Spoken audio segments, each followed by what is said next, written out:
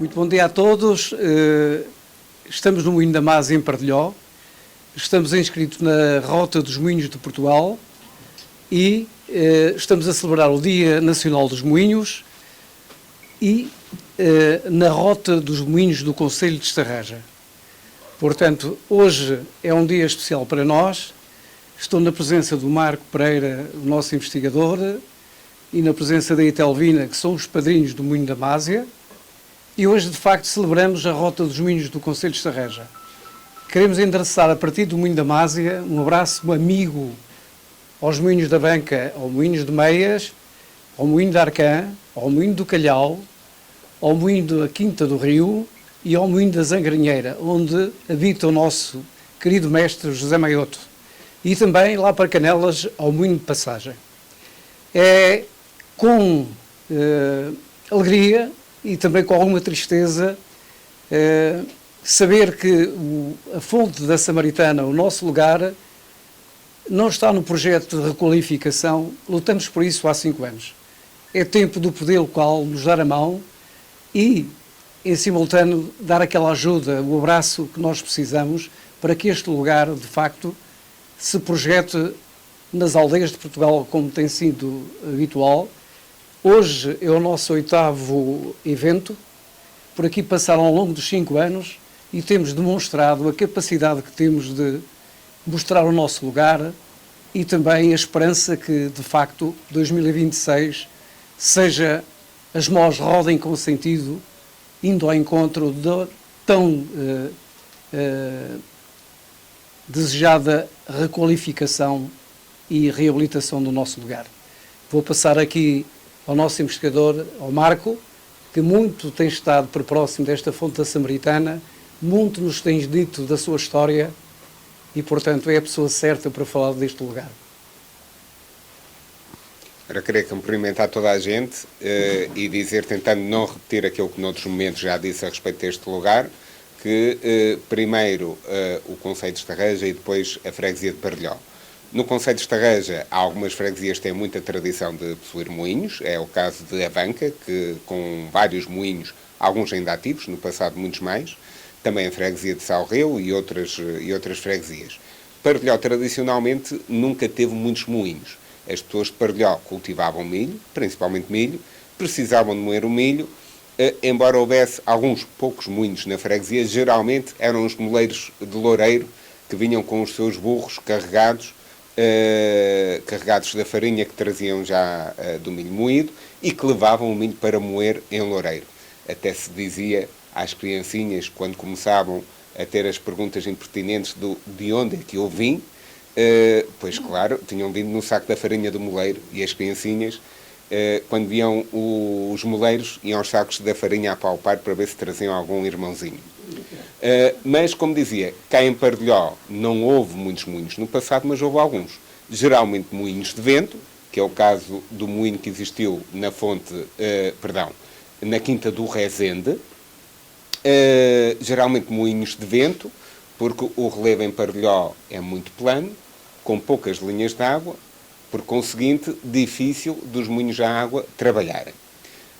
Exceções, os moinhos do Carvalhal, já próximo da banca, a caminho da banca. Também perto do Olho d'Água chegou a haver moinhos. E o mais importante de Pardelhó, o moinho da Másia, junto da fonte que nós conhecemos por Fonte da Samaritana, que é um monumento icónico de Pardelhó, um dos principais monumentos de Pardelhó, o moinho da Másia. Este moinho tem a sua história, com alguns elementos curiosos e interessantes.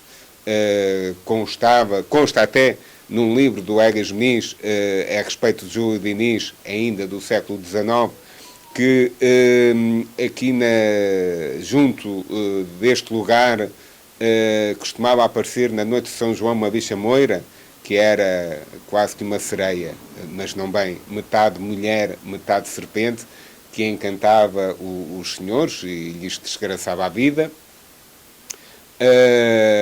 e que aparecia a bicha moira junto de uma pinheira que aqui existia, que já não existe.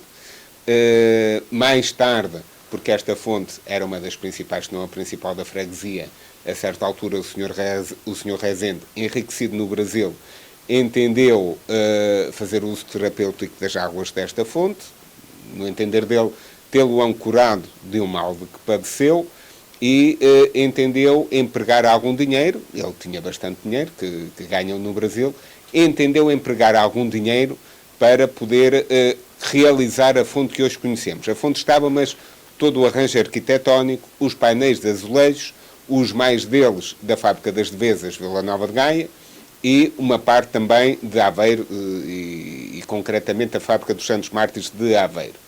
Isto em 1910. Para dizer, portanto, muito sucintamente, e não me querendo alongar muito, que é um local que tem a sua história, a sua mística, e que está muito no coração dos pardelhoenses. Força motriz da água. Há moinhos de vento, há moinhos de nora, mas este é um moinho que tem 1925, portanto já é centenário, que esteve muitos anos abandonado. Portanto, tínhamos aqui o mestre de moinhos, já era o Alexandre da Quinta, e os seus herdeiros tiveram direito ao moinho. Mais tarde, em 2012, a junta da freguesia comprou, portanto, o moinho e as levadas.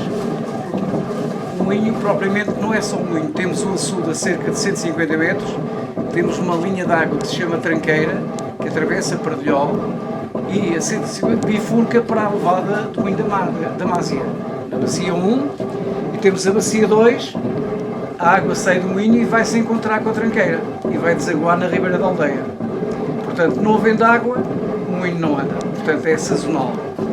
Normalmente de novembro a abril. No final de abril já temos dificuldade em ter água.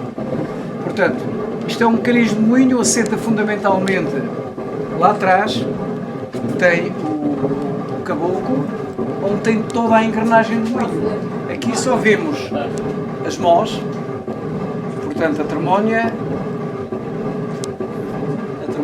a calha, que é esta parte aqui, onde está a debitar o milho. Aquilo que eu tirei chama-se taramelo ou taramela, que é o que faz a vibração para o milho cair no moinho.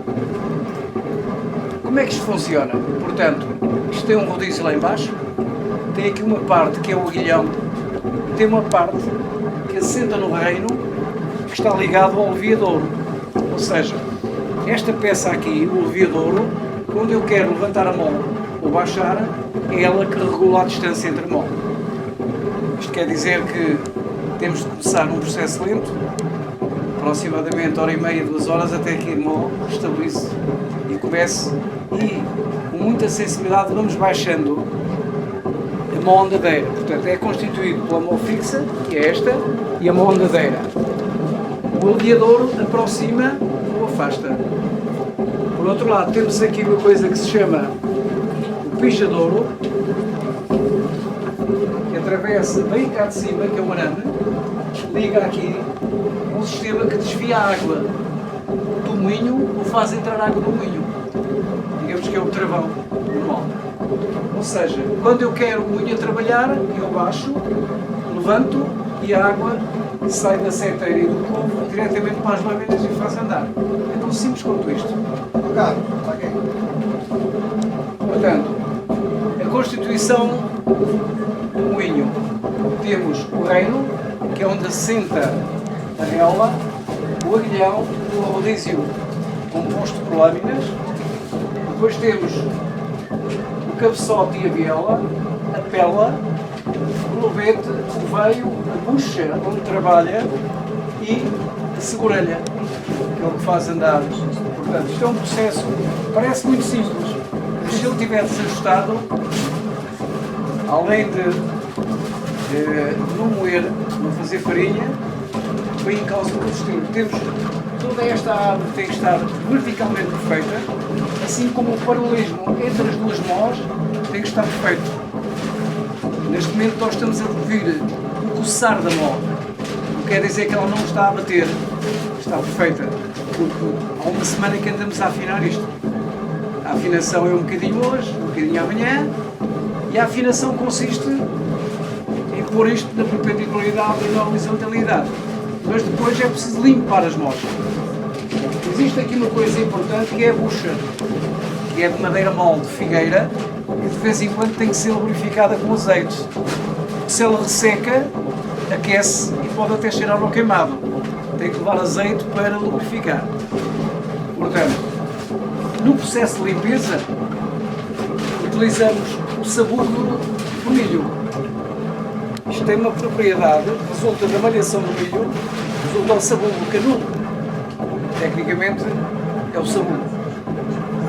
Isto utilizamos na tremonha em vez do milho, porque ela tem a capacidade de limpar as mós.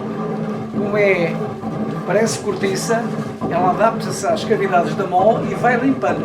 Temos aqui um processo que pode demorar um dia. E estamos a falar em 4 a 6 horas de limpeza na mão.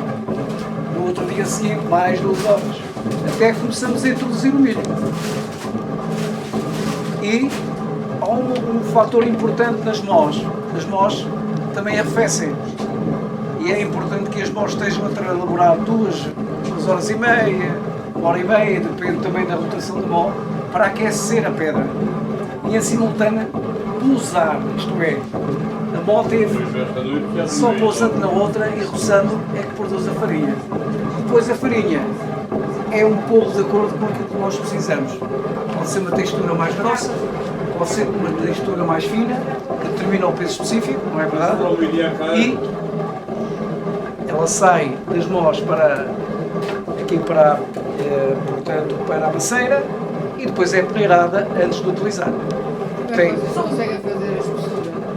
A espessura, É voltando a pôr, hein? a espessura, Sim. É mais grossa, estamos a mais falar fina. a grossa, quem determina o peso específico, sabemos Mais peso normal. é um bocadinho a óleo. O leite chega aqui e diz assim, ela está um bocadinho, ela devia manter-se texturada. Ela está a começar a dar farinha, isto é, estou aqui desde as 6 da manhã e agora vou ajustando as mós. Neste momento, há bocadinho dei-lhe cerca de um pequeno ajuste aqui no levedor, agora vou baixar mais um bocadinho. Isto quer dizer que a próxima, daqui a 5, 10 minutos, começa a ser uma textura mais fina. Para a broa precisamos de uma textura mais grossa. Isto, os princípios pesos específicos determina isso, e umidade, etc, etc. São questões de pormenor, já de laboratório, porque aqui o moleiro olha para o que está a sair da mó, aperta e diz, isto está bom para fazer. Depois, claro, como tudo, tem que fazer a limpeza através da peneira. Vocês é que ajustam logo Aqui aquilo. não é uma ciência exata, porque isto é um bocadinho a olhómetro. O moleiro tem a percepção da textura que quer para fabricar a broa. Claro, como mostrei há bocadinho, é necessário peneirar. O que é que nós vamos encontrar agora na peneira? Vamos encontrar a sêmola, que é a parte da casca do milho, e algum carolo, quando antes do aquecimento começou a sair inteiro, portanto um carolo. E agora já podemos vir aqui um bocadinho de sêmola, ou seja, a casca do milho. E tem outras poeiras, porque o milho também portanto, é doado, não está muito limpo. Quando ele está muito limpo não aparecem estas poeiras aqui da casca do milho, não é?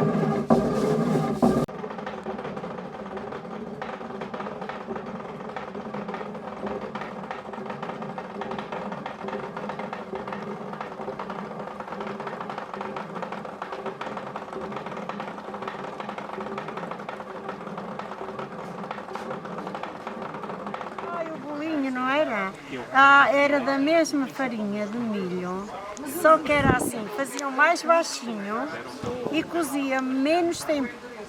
Antes de acabar de cozer a broa, retiravam o bolo, que ficava assim mais baixinho, a crosta não ficava tão dura, mas cozia mais rápido porque era baixinho. E a lenha era assim, os meus avós e a minha tia faziam sempre mais à noite.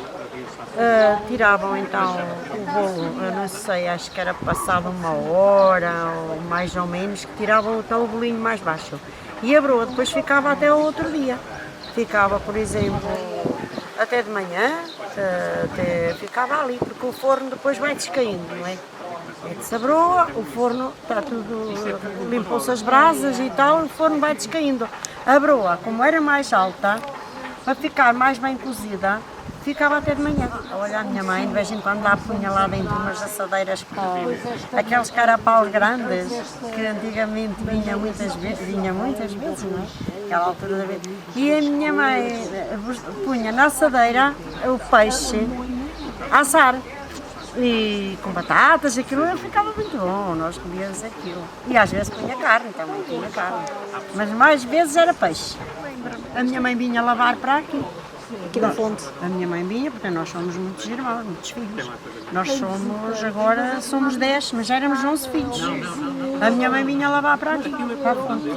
E então, o pai do meu pai nasceu ali naquela casa. O Carlos foi o principal, começou a incentivar-nos e começou a iniciar isto. Veio-nos pedir ajuda, nós temos ajudado dentro dos possíveis, as minhas filhas, principalmente a minha filha mais nova também tem ajudado muito. Já fizemos aqui teatro, porque eu também pertenço ao grupo dos Ventos da Ria. E depois, pronto, esta iniciativa que ele teve de pôr este moinho a funcionar foi ótima, nós apoiámos logo.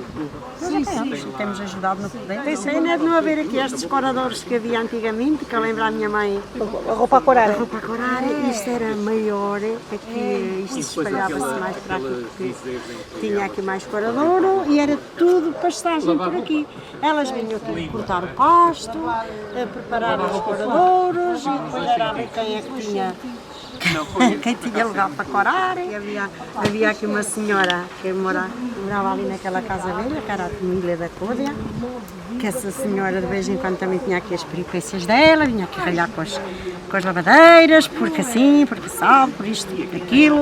Eu tinha aquelas manias de vir mandar vir, de vir sempre implicar, que tornava-se interessante, era mesmo giro.